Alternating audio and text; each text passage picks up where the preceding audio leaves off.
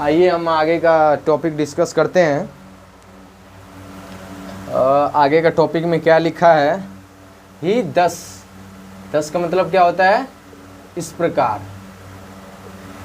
प्रकार cam to be no, इस प्रकार उनको लोग जानने लगे as the ballistic missile man of India's for his work on the development.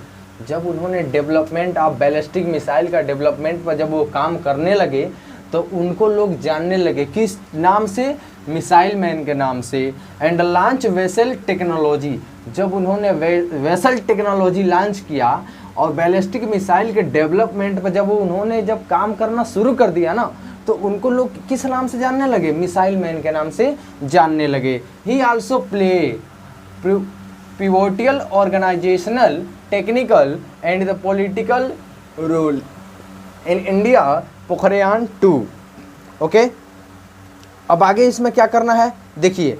ये क्या करते हैं कि जैसे उनका जब ये बैलिस्टिक मिसाइल की खोज की, व्हीकल टेक्नोलॉजी की खोज की, तो उनका खेल जो था उसमें, उनका जो खेल था उस क्षेत्र में, जो खेल यानी खेल का मतलब उस खेल प्ले का मतलब होता है उस चीज़ में अच्छा रोल निभाना।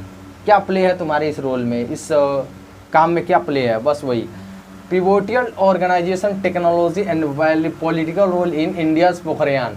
इंडियाज पोखरियान में वो क्या किए? एक अच्छा रोल निभाए, एक अच्छे तरीके से उन्होंने अपना निर्णय दिया, वो एक अच्छा रोल निभाए और निर्णय दिया उन्होंने। उसके बाद है न्यूक्लियर टेस्ट किया उन्होंने इन 1998 में उन्होंने क्या किया? एक न्यूक्लियर टेस्ट किया। The first since the original nuclear test by India's in 1974। जो फर्स्ट इंडिया के जो ओरिजिनल न्यूक्लियर टेस्ट हुआ वो कब हुआ? 1974 में हुआ। ओके, क्लियर है? Kalam was elect as the 11th president of India's in 2001।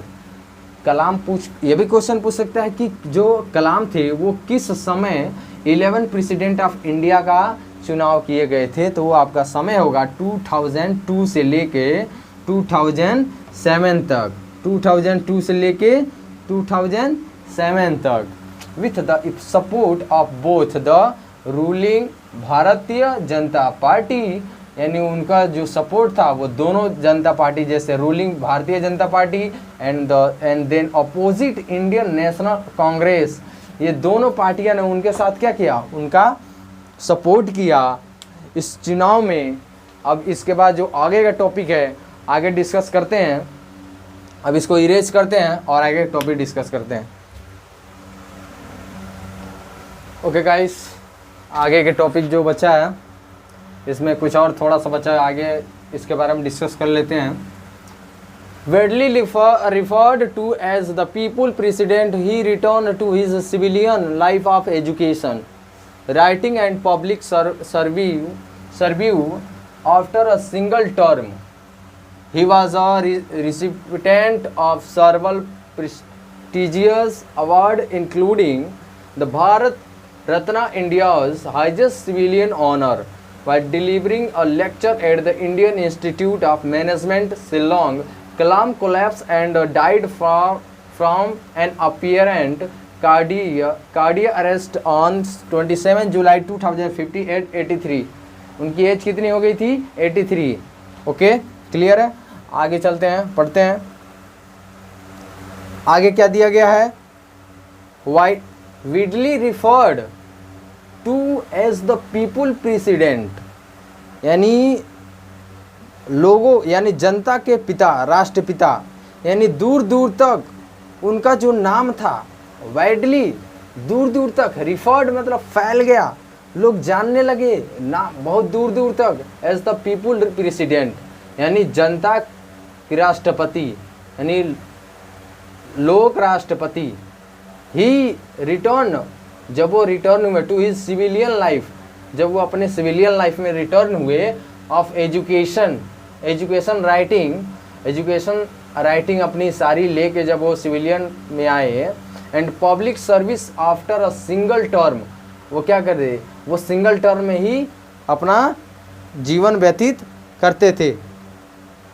पाने वाले उसका ही वाज अ रिसिप्टेड, वो क्या थे, पाए अपने आप सर्वल प्रेस्टिजियस अवार्ड, वो बहुत मतलब कई सारी ख्याति अवार्ड, प्रेस्टिजियस मतलब होता है मतलब ख्याति, मतलब जो चीज़ वो पाए जाते हैं, मतलब बहुत सारी ख्याति, रिसिप्टेंट मतलब वो प्राप्त किए, ही वाज सर्वल बहुत सारी अवार्ड, इंक्लूडिंग क्या है, Bharat Ratna, India's highest civilian honour, while delivering a lecture, जब वो लेक्चर दे रहे थे, and Indian Institute of Management Shillong, यानी शिलोंग के इंडियन इंस्टीट्यूट ऑफ मैनेजमेंट में जब वो लेक्चर दे रहे थे तो कलाम कोलैप्स, कलाम क्या हो गए, गिर गए, एंड और डाइड, मर गए, फ्रॉम एन अपीयरेंट कार्डियस अरेस्ट, उनको किस चीज़ ने पकड़ लिया, हृदय बीमारी उनको प्रकट हो गई, अपीयरेंट मतलब प्रकट हो गई,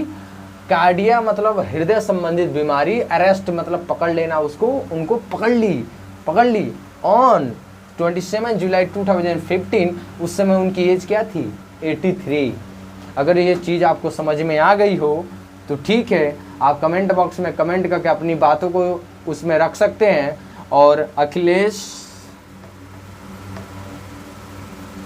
कुमार विथ स्टडी चैनल को आप सब्सक्राइब भी कर दीजिए, क्योंकि इसमें जो चीज़ें आपको मैं दे रहा हूँ ना बहुत इम्पोर्टेंट है, ये बहुत इम्पोर्टेंट, इसका ट्रांसलेट करना, इसके बारे में जानना, जितना आप इंग्लिश के करीब रहोगे ना उतनी जानोगे। इंग्लिश को फील करके पढ़ो, अंदर से दिल से पढ़ो, दिल से फील करके।